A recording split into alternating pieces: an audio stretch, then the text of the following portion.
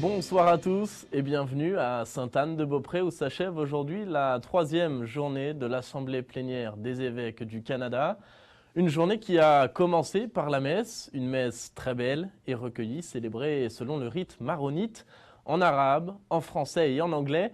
Elle était présidée par Monseigneur Paul Marouane Tabet, évêque des Maronites au Canada. L'église maronite est une des églises catholiques orientales, parfois d'ailleurs méconnue des catholiques eux-mêmes. Pour en savoir plus, donc, je vous propose d'écouter l'éclairage d'Émilie Canan. Les évêques se sont réveillés à l'aube afin d'assister à la messe quotidienne, cette fois-ci célébrée dans le rite maronite. C'est un rite peu connu chez nous, mais il suffit de le vivre une fois pour s'accrocher à sa liturgie. L'histoire de l'Église maronite est riche. Elle remonte au 5e siècle et prend naissance en Syrie, avant de trouver refuge dans les régions du Liban, quelques siècles plus tard en raison de grandes persécutions. Malgré son évolution, elle est toujours restée fidèle à l'héritage transmis par ses prédécesseurs. Aujourd'hui, le rite est célébré en arabe, bien que certaines prières soient récitées en syrien, afin de garder la couleur de son patrimoine.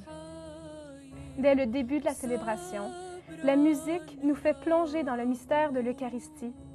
Une voix, avec un seul instrument, font jaillir les paroles du chant. C'est l'homme qui se tourne vers Dieu, implorant sa miséricorde.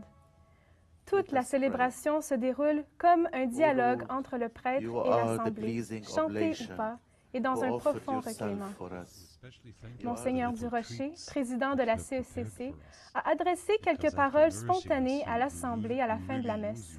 Il sentait que la liturgie l'unissait aux chrétiens du Moyen-Orient en ce temps d'épreuve. Et il a évoqué la résurrection en laquelle nous croyons et qui doit être source d'espérance.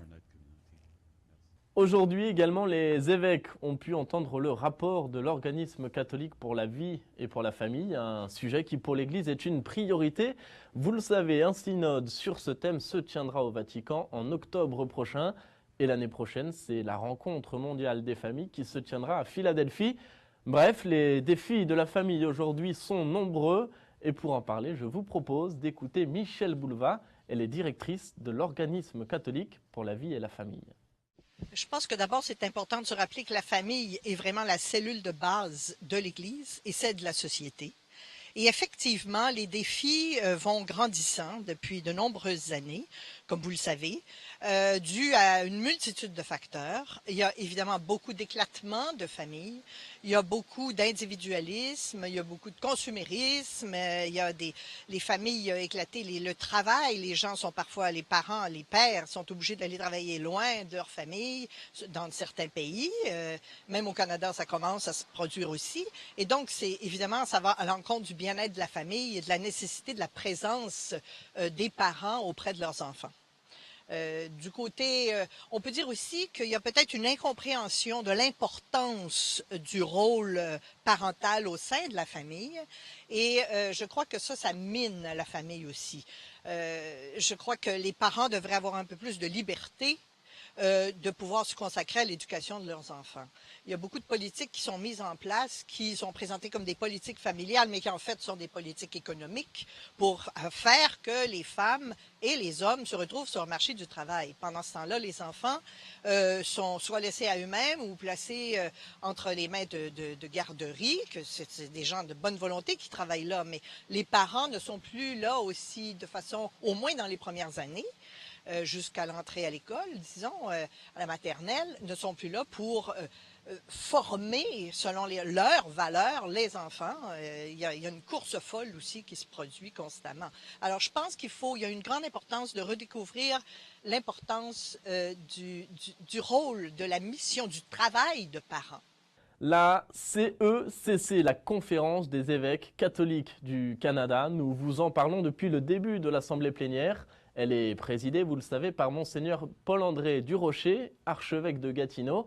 Il a été élu l'année dernière à la présidence de la CECC pour 2 ans. Monseigneur Durocher est donc à mi-mandat. Il nous raconte au micro d'Émilie Canan son expérience comme président de la Conférence des évêques catholiques du Canada. La tâche de la présidence de la conférence, c'est une belle tâche, mais c'est une tâche exigeante. ce n'est pas nécessaire que je me présente au bureau à tous les jours, loin de là. Nos bureaux sont à Ottawa. Moi, je suis chanceux comme archevêque de Gatineau, je suis juste l'autre bord de la rivière. Mais presque à tous les jours, je suis en contact avec le secrétaire général qui, lui, gère les opérations quotidiennes.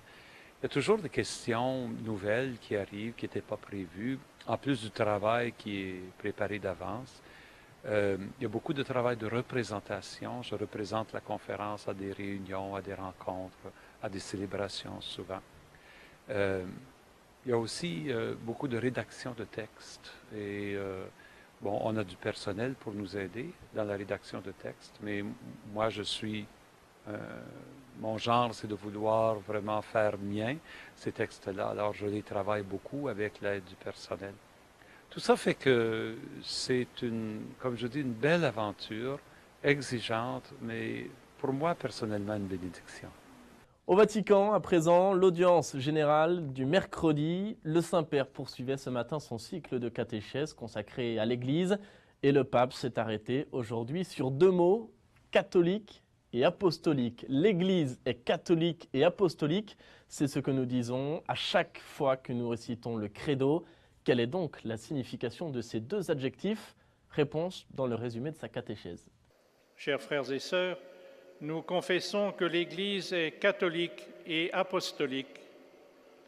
L'Église est catholique, ce qui veut dire universelle, parce que, répandue jusqu'aux extrémités du monde, elle enseigne sans erreur la totalité de la foi destinée à tous les hommes.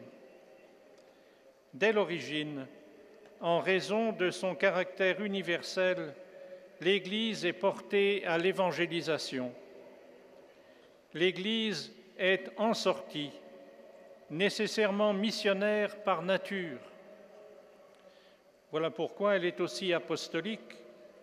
Elle annonce l'Évangile à tous les hommes sur le fondement des apôtres et en continuité avec eux. Pour chacun de nous, faire partie d'une Église qui est catholique et apostolique signifie avoir le souci du salut de toute l'humanité. C'est aussi nous sentir envoyés, en communion avec les successeurs des apôtres, pour annoncer le Christ et son amour à tous les hommes. Et puis, sachez, avant de se quitter, que demain, la messe avec les évêques du Canada sera célébrée au sanctuaire Sainte-Anne de Beaupré.